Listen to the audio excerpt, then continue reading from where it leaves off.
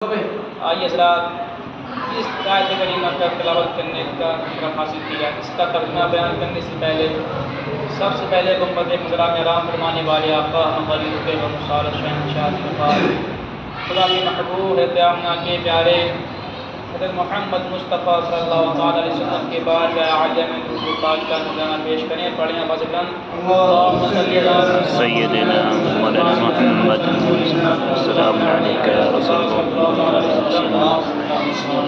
حضرات ہم کوئی تقریر کرتے ہیں لیکن ہماری تقریر جب تک مکمل نہیں ہوتی تب تک ہم آدھا حصہ شعر نہیں کرتے، تو اسی لیے عشق و محبت آدھا حضرت شاد فرماتے ہیں تیری سرکار میں لاتا ہے رضا تیری سرکار میں لاتا ہے رضا اس کو شفیع میرا غوث ہے لاڈلا بیٹا تیرا۔ اور نگاہ ولیمے کو تاثیر دیکھی نگاہ ولیمے کو تاثیر دیکھی بدلتی ہزاروں کی تقدیر دیکھی۔ جس کی گردن بنی ممبر اولیاء جس کی گردن بنی ممبر اولیاء اس قدم کی کرامت پہ لاکھوں سلام۔ مصطفیٰ رحمت صلی اللہ علیہ وسلم کی امت میں دو طریقے کے ولی ہوتے ہیں، ایک ولی تشریعی ہوتے ہیں اور ایک ولی تکوینی ہوتے ہیں۔ ولی تشریعی کس کو کہتے ہیں؟ تو مصطفیٰ رحمت صلی اللہ علیہ وسلم کی امت میں ولی تشریعی اس ولی کو کہتے ہیں جو مصطفیٰ رحمت صلی اللہ علیہ وسلم کی اتباع کرتا ہے، ان کی تمام احکامات کو مانتا ہے، ان پر عمل کرتا ہے، عمل کرنے کے بعد میں وہ بندہ اللہ تبارک و تعالیٰ کا قرب حاصل کرتا ہے، اس کو ولی تشریعی کہتے ہیں۔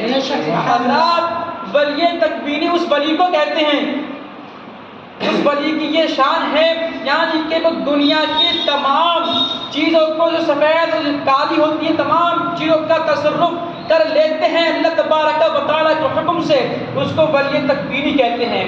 اور غوث عالم اللہ تعالیٰ عنہ کی وہ شان مبارک ہے، آپ فرماتے ہیں میں دنیا کے تمام شہروں کو اس طریقے سے دیکھتا ہوں جس طریقے سے میرے ہتھیلی پر رائی کا دانہ۔ یہ غوث پاک کی شان ہے حضرات۔ ایک واقعہ آپ کے سامنے میں پیش کر رہا ہوں۔ ایک مرتبہ غوث باہر زکریا ملتانی رحمۃ اللہ علیہ کی بارگاہ میں ایک عورت حاضر ہوتی ہے۔ حاضر ہونے کے بعد میں آپ سے عرض کرتی ہے باہر زکریا ملتانی رحمۃ اللہ علیہ آپ اللہ تبارک و تعالیٰ سے میرے لیے دعا فرمائیں کہ اللہ تبارک و تعالیٰ مجھے کوئی اولاد عطا فرما دے۔ اس عورت کے بعد تمام چیز اللہ تبارک و تعالیٰ عطا فرماتا ہے لیکن وہ اولاد سے محروم رہتی ہے، اس لیے ان کے بارگاہ میں حاضر ہوتی ہے۔ حاضر ہونے کے بعد میں عرض کرتی ہے تو آپ ارشاد فرماتے ہیں آپ 2 منٹ ٹھہریے۔ جب اس کو ارشاد فرمانے کے بعد میں جب آپ نگاہ اپنی آنکھوں کو بند کرتے ہیں، بند کرنے کے بعد میں جو اپنی نگاہ کو لوح محفوظ پر ڈالتے ہیں، ڈالنے کے بعد میں اس لوح محفوظ کو پڑھتے ہیں، اس عورت کی تقدیر کو پڑھتے ہیں تو آپ دیکھتے ہیں اللہ تبارک و تعالیٰ نے اس کی قسمت میں، اس کی تقدیر میں، اس کے نصیب میں کوئی اولاد نہیں لکھی ہے۔ حضرات کسی نے شاد فرماتے ہیں الٹی ہی چال چلتے ہیں دیوان گانے عشق، الٹی ہی چال چلتے ہیں دیوان گانے عشق، آنکھوں کو بند کرتے ہیں دیدار کے۔ حضرات جب وہ اپنی آنکھوں کو بند کرنے کے بعد میں لوح محفوظ کو دیکھتے ہیں، دیکھنے کے بعد میں اس عورت کی قسمت میں کوئی اولاد نہیں ہے، اس عورت سے ارشاد فرماتے ہیں یہ عورت تیرے قسمت میں کوئی اولاد نہیں ہے، آپ واپس چلی جائیے۔ جب وہ عورت واپس جاتی ہے مایوس ہو جاتی ہے، رونے لگتی ہے، رونے کے بعد میں وہ واپس جا رہی ہے، واپس جانے کے بعد میں غوث باہر زکریا ملتانی رحمۃ اللہ علیہ کے ناتی یعنی کہ بچوں میں کھیل رہے تھے، بچپن کا زمانہ تھا، جن کا نام مولانا شاہ رکن عالم نوری رحمۃ اللہ علیہ ہے۔ جب آپ اس عورت کو دیکھتے ہیں، دیکھنے کے بعد میں عورت بڑا پریشان ہے، بری حال ہے، وہ رو رہی ہے، آپ اس کو بلاتے ہیں کہ اور میرے پاس میں آئیے، آپ کو کون سی پریشانی ہے، آپ کس دقت میں ہیں؟ تو بڑے شاد فرماتی ہے، بہت عرض کرتی ہے اے صاحبزادے میں آپ کے دادا کی بارگاہ میں گئی تھی، بارگاہ میں جانے کے بعد میں نے ان سے کہا تھا اللہ تبارک و تعالیٰ نے مجھے کوئی اولاد عطا نہیں کی ہے، آپ دعا فرما دیجئے۔ تو انہوں نے لوح محفوظ کا نظارہ کیا، نظارہ کرنے کے بعد میں انہوں نے ارشاد فرمایا عورت تیری قسمت میں کوئی بھی بچہ نہیں ہے، انہوں نے منع کر دیا گیا اس لیے میں واپس روتے ہی واپس اپنے گھر کو جا رہی ہوں. تو یعنی کہ بچہ کہتا ہے یعنی کہ مانگنے کا ڈھنگ ہونا چاہیے. میں آپ کو طریقہ بتاتا ہوں, یعنی کہ آپ کو طریقہ بتاتا ہوں, یعنی کہ اب دوبارہ آپ واپس جائیے, واپس جانے کے بعد میں پھر آپ ان کے بارگاہ میں عرض کرنا, اس طریقے سے کہنا اگر میری قسمت میں کوئی اولاد ہوتی اللہ تبارک و تعالی تقدیر میں لکھ دیتا تو میں آپ کی بارگاہ میں کیوں آتی, اسی لیے تو آپ کے بارگاہ میں آئی ہوں. یعنی کہ اسی لیے تو ایک آپ کو بتا دوں سمجھانے کے لیے, ایک بادشاہ تھا, بادشاہ خواب دیکھتا ہے, خواب دیکھنے کے بعد میں اس کے سارے دھات ٹوٹ جاتے ہیں,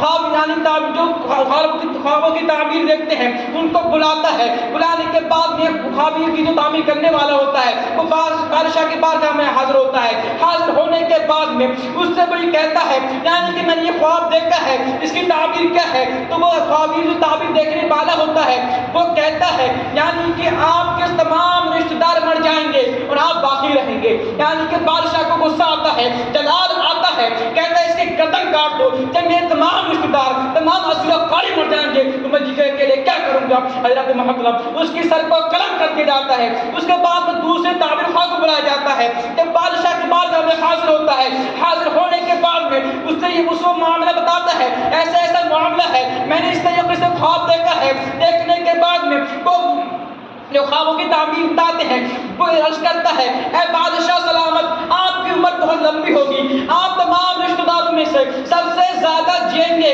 اس کا مطلب یہ ہے یعنی کہ آپ کی عمر لمبی ہوگی, آپ بہت زیادہ جئیں گے. اس کا مطلب یہ ہوا آپ کے رشتہ دار مر جائیں گے. لیکن اس نے پہلے صاف صاف جو اس سے پہلے آیا تھا اس نے بھی صاف صاف بتا دیا تھا کہ آپ کے تمام رشتہ دار مر جائیں گے, آپ باقی رہیں گے. لیکن بات تو ایک ہی ہے, لیکن بات کرنے کا طریقہ الگ تھا, ان کا انداز الگ تھا, بتانے کا انداز الگ تھا. اس لیے ان کو لیے ان کا سر قلم کر دیا گیا, ان کے سر کو باقی رکھے, ان کو نماز سے نواز دیا گیا.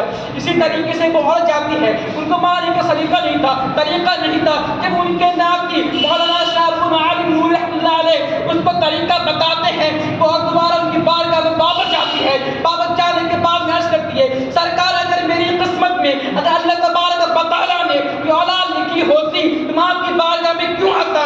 آپ مسکراتے ہیں, آپ ولی کامل ہیں, آپ سمجھ جاتے ہیں کہ طریقہ کس نے بتایا ہے. یعنی کہ آپ اس عورت سے ارشاد فرماتے ہیں, ابھی وہ بچہ چھوٹا تو روک ہے لیکن باتیں بہت بڑی بڑی کرتا ہے. عزیزان ملت اسلامیہ, جب وہ جب عورت سے ارشاد فرماتے ہیں یعنی کہ آپ چلی جائیے, آپ صبح کو آنا, میں رات میں اللہ تبارک و تعالیٰ سے آپ کے باپ کے لیے دعا فرماؤں گا. وہ عورت صبح کو واپس آتی ہے, واپس آنے کے بعد میں آپ عرض کرتی ہے اے اللہ کے ولی آپ نے دعا فرمائی تو وہ ارشاد فرماتے ہیں میں نے تجھ کو ایک بیٹا عطا فرمایا, میں نے تجھ کو 2 بیٹے عطا فرمائے. اس طریقے سے انہوں نے 7 بیٹے عطا فرمائے. اسی لیے شاعر ارشاد فرماتا ہے نکاح ولی میں وہ تاثیر دے گی بدل کے ہزاروں کی تقدیر.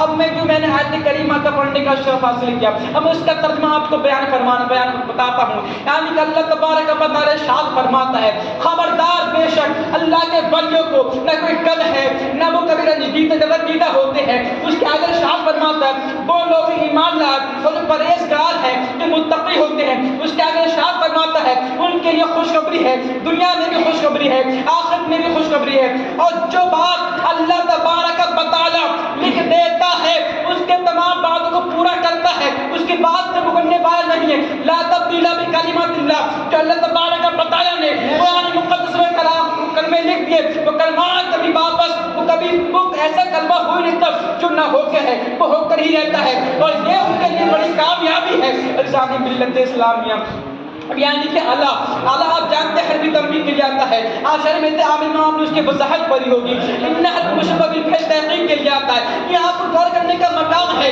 اللہ تبارک و تعالیٰ نے یہاں پر دو تحقیق, دو بار خبردار, دو بار تنبیہ کیوں کی. اللہ تبارک و تعالیٰ کو یہ معلوم تھا, اللہ تبارک و تعالیٰ نے نماز کو فرض کیا لیکن اتنی تاکید سے نہیں کیا. روزے کو فرض کیا لیکن اتنی تاکید سے نہیں کیا. تمام چیزوں کو ہم کو تمام احکام ہم پر فرض کیے لیکن اس تاکید سے نہیں کیے. لیکن ولی کی شان کو بیان فرمایا, دو تاکید سے کیوں بیان فرمایا.